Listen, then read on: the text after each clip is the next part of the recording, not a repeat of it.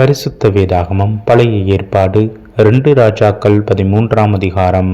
அகசியா என்னும் யூதாவுடைய ராஜாவின் குமாரனாகிய யோவாசுடைய 23ஆம் வருஷத்தில் யெகூவின் குமாரனாகிய யோவாகாஸ் இஸ்ரவேலின் மேல் சமாரியாவிலே 17 வருஷம் ராஜ்யபாரம் பண்ணி, கர்த்தரின் பார்வைக்கு பொல்லாப்பானதை செய்து இஸ்ரவேலை பாவம் செய்ய பண்ணி, நேபாத்தின் குமாரனாகிய யெரொபெயாமின் பாவங்களை பின்பற்றி நடந்தான்.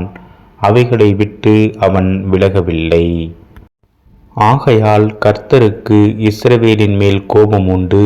அவர்களை சீரியாவின் ராஜாவாகிய ஆசகேலின் கையிலும் ஆசகேலின் குமாரனாகிய பெனதாத்தின் கையிலும் அந்நாட்களிலெல்லாம் ஒப்புக் கொடுத்தார். யோவாகாஸ் கர்த்தருடைய சமூகத்தை நோக்கி பிரார்த்தித்தான். சீரியாவின் ராஜா இஸ்ரவேலை ஒடுக்குகிறதினால் அவர்கள் ஒடுங்கி போகிறதை பார்த்து கர்த்தர் அவனுக்கு செவி கொடுத்தார். கர்த்தர் இஸ்ரவேலுக்கு ஒரு இரட்சகனை கொடுத்ததினால் அவர்கள் சீரியருடைய கையின் கீழிருந்து நீங்களாகிறார்கள். ஆதலால் இஸ்ரவேல் புத்திரர் முன்போல் தங்கள் கூடாரங்களிலே குடியிருந்தார்கள்.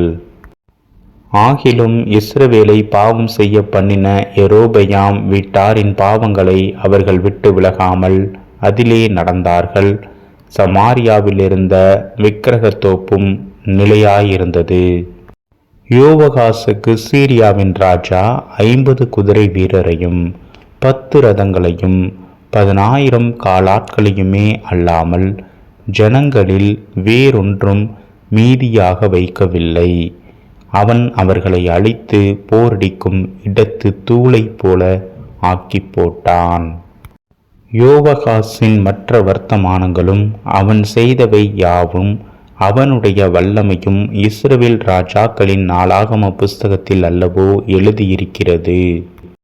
யோவாகாஸ் தன் பிதாக்களோடே நித்திரையடைந்த பின் அவனை சமாரியாவிலே அடக்கம் பண்ணினார்கள். அவன் குமாரனாகிய யோவாஸ் அவன் ஸ்தானத்தில் ராஜாவானான். யூதாவின் ராஜாவாகிய யோவாசுடைய 37ஆம் வருஷத்தில் யோவாகாசின் குமாரனாகிய யோவாஸ் இஸ்ரவேலின் மேல் ராஜாவாகி சமாரியாவிலே 16 வருஷம் ராஜ்யபாரம் பண்ணி, கர்த்தரின் பார்வைக்கு பொல்லாப்பானதை செய்தான்.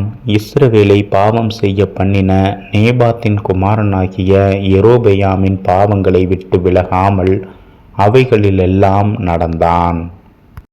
யோவாசின் மற்ற வர்த்தமானங்களும் அவன் செய்தவை யாவும் அவன் யூதாவின் ராஜாவாகிய அமத்சியாவோடே அவன் யுத்தம் பண்ணின வல்லமையும் இஸ்ரவேல் ராஜாக்களின் நாளாகம புஸ்தகத்தில் அல்லவோ எழுதியிருக்கிறது. யோவாஸ் தன் பிதாக்களோடே நித்திரையடைந்த பின் யெரொபெயாம் அவன் சிங்காசனத்தில் வீற்றிருந்தான். யோவாஸ் சமாரியாவில் இஸ்ரவேலின் ராஜாக்கள் அண்டையிலே அடக்கம் பண்ணப்பட்டான். அவன் நாட்களில் எலிசா மரணத்துக்கு ஏதுவான வியாதியாய் கிடந்தான். அப்பொழுது இஸ்ரவேலின் ராஜாவாகிய யோவாஸ் அவனிடத்துக்கு போய் அவன் மேல் விழுந்து அழுது, என் தகப்பனே, என் தகப்பனே, இஸ்ரவேலுக்கு இரதமும் குதிரை வீரருமாயிருந்தவரே என்றான். எலிசா அவனை பார்த்து, வில்லையும் அம்புகளையும் பிடியும் என்றான். அப்படியே வில்லையும் அம்புகளையும் பிடித்து கொண்டான். அப்பொழுது அவன் இஸ்ரவேலின் ராஜாவை நோக்கி, உம்முடைய கையை வில்லின் மேல் வையும் என்றான். அவன் தன் கையை வைத்தபோது எலிசா தன் கைகளை ராஜாவுடைய கைகள் மேல் வைத்து, கிழக்கே இருக்கிற ஜன்னலை திறவும் என்றான். அவன் அதை திறந்தபோது எலிசா எய்யும் என்றான். அவன் எய்தபோது அவன் அது கர்த்தருடைய இரட்சிப்பின் அம்பும் சீரியரினின்று விடுதலையாக்கும் இரட்சிப்பின் அம்புமானது. நீர் ஆப்பெக்கிலே சீரியரை தீர முறிய அடிப்பீர் என்றான். பின்பு அம்புகளை பிடியும் என்றான். அவைகளை பிடித்தான். அப்பொழுது அவன் இஸ்ரவேலின் ராஜாவை நோக்கி, தரையிலே அடியும் என்றான். அவன் 3 தரம் அடித்து நின்றான்.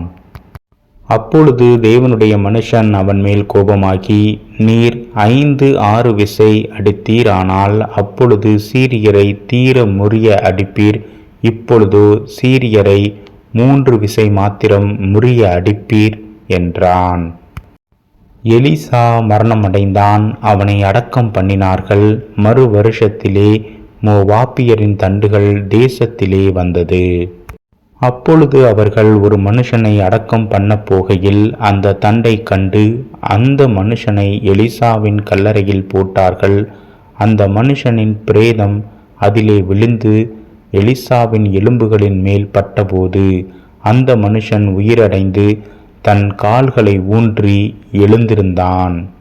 யோவாகாசின் நாட்களிலெல்லாம் சீரியாவின் ராஜாவாகிய ஆசகேல் இஸ்ரவேலை ஒடுக்கினான்.